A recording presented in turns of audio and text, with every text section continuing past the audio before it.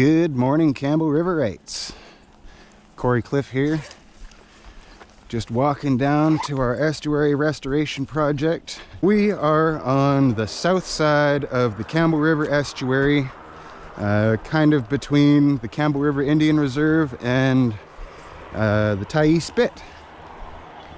As you can see, the Weirs Guardians have been hard at work back here, knocking down alders for us to utilize on the estuary restoration project. We're using those alders because the Mid-Island Guardians of the estuary, the Weirs, Comox, Snanaas, and a few other nations all got together and decided that the approach that we were taking doesn't quite fit the bill.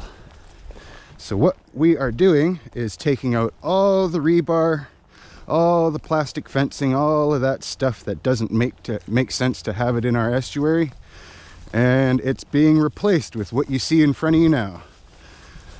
These are alder poles dug into the ground, staked in, and across it you'll see alder branches and woven willow. The whole point to doing this is to create more of a natural setting, and taking a page out of the book of First Nations from years and years ago, what they would do is they would construct fish weirs. And these fish weirs, or traps as some people like to call them, were utilized to trap live fish. We're doing quite the opposite, but using the same technique here. We are building weirs, but it's not to keep the fish in, it's to keep the Canadian geese out.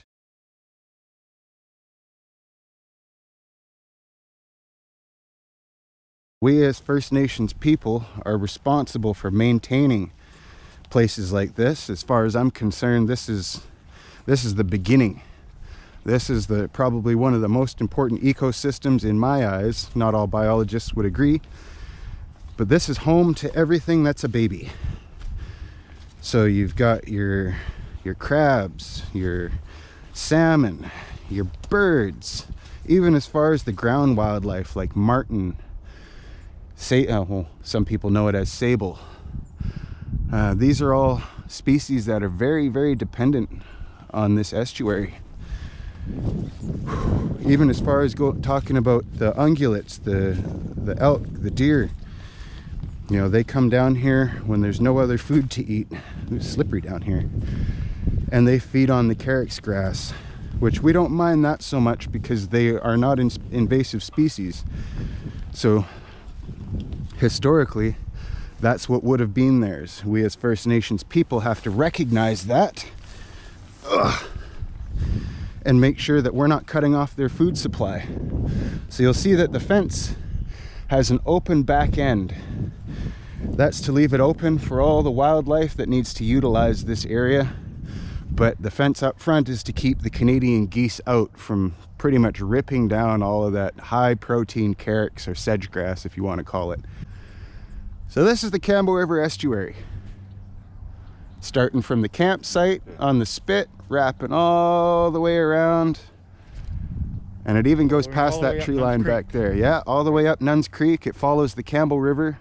So there's a couple of different nations that are dependent on this estuary. That would be the Weirs, the Weirs, Hamathko, and really any other nation in the vicinity that depends on the salmon harvest to sustain themselves. So if we don't start doing something about this estuary and bringing it back to the beauty that once was here, we can say goodbye to our salmon. We can say goodbye to all these important species that call this home. So it's kind of a balance that we have to maintain, or reestablish and then maintain. What do you think of the new weirs? A little bit more time consuming, but better. Yeah, worth every penny. Right, more natural, more traditional. Yeah. And that's what we want to represent, is our traditional ways. Absolutely. And then people will follow suit and become a better person for it. No, I love it. I love the way it looks down here. Yeah, you know, I sing you guys' praises every day. Start with the little things, and little things become big. Yeah. You got to plant the seed. Exactly. They all add up. You know, our rivers and our creeks and everything will be very good again.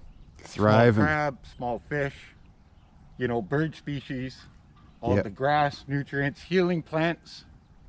Right? We've got Medicines, quite a bit all of our that here. medicines, we can touch base with them and get them back again. The only marine-based medicinal plants that I've seen that we don't have here in this estuary, the only one I've noticed is Devil's Club. Yes. Besides that, we've got stinging nettle, glucamine, we've got patches of salmonberry, this, that, and the above. I've done walkthroughs through here with Christine Roberts and Louis Wilson. Yeah. Christine's from Weewacum, Louis from Weewakai, the two archaeologists for the two bands.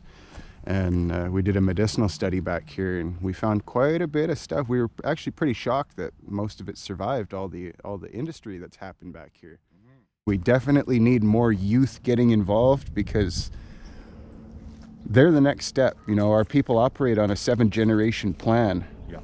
And if we're not teaching our youth how to operate in this environment, they're not going to understand it when they get old. It's important that we, as the stewards to the land, maintain that balance that we have in this estuary and start to bring back a little bit of what we've lost. Yeah. Do you understand what it means to be stewards of the land? Kind of. It means we were born with a responsibility. I call it a hereditary responsibility to generations past and generations future. So our people, we operate on a 7-generation plan. And that's why we did such a good job maintaining the balance back in the day. 7-generation plan, meaning my generation isn't planning just for you and your kids. It's really promising to see the kids getting involved the way that they are, because my generation, I'm sure your generation probably seen the same thing. I think we're talking about the same generation, but you know, there was no interest in this. Everybody was more concerned about getting out fishing and making that big money, following in our dad's steps.